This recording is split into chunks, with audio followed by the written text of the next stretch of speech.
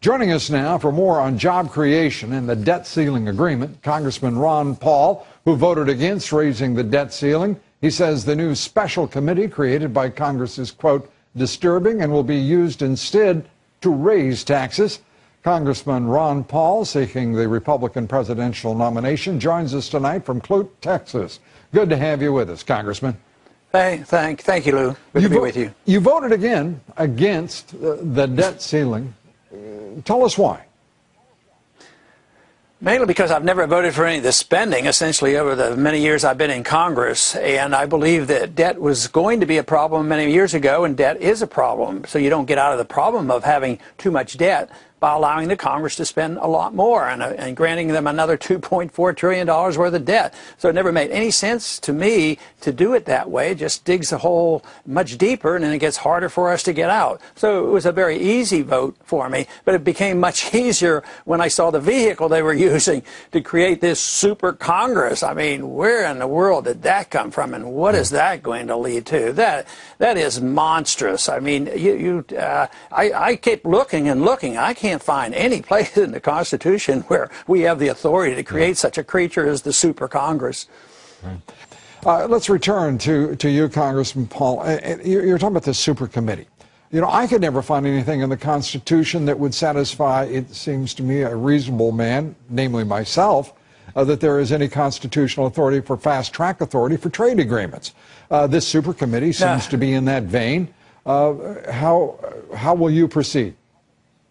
That is exactly right. It's creating committees to do the job and assume the responsibility that Congress should do it. And you're absolutely right on the trade agreements. You know, I happen to think that these trade agreements and giving this responsibility to the executive branch is absolutely wrong. But it's not in the only area. I think writing regulations is actually writing law, so I'm way back on what the executive branch should do. But now for the OMB, it looks to me like with this super Congress and committee, if we don't vote for what they recommend, OMB gets a lot of power, and that's part of the executive branch. And who knows? That's the area where I think that they may be raising revenues, closing loopholes. Who knows what they might be doing? But it is not a good sign for constitutional government.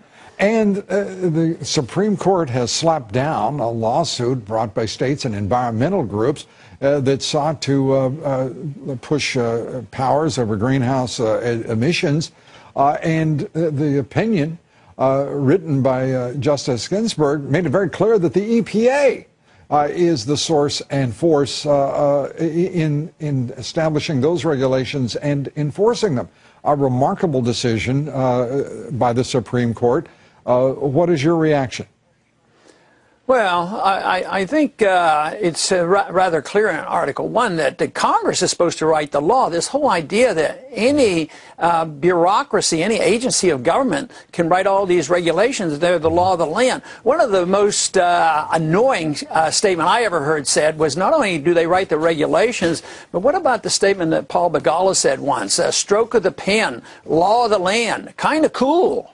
You know, that tells you what the attitude is, you know, about what they think about the Congress and what they think about the American people and what they think about the Constitution. I think we should point out that was a very young and ebullient Paul Begala at the time. He settled down now. And you still recognize him as a fellow Texan, do you?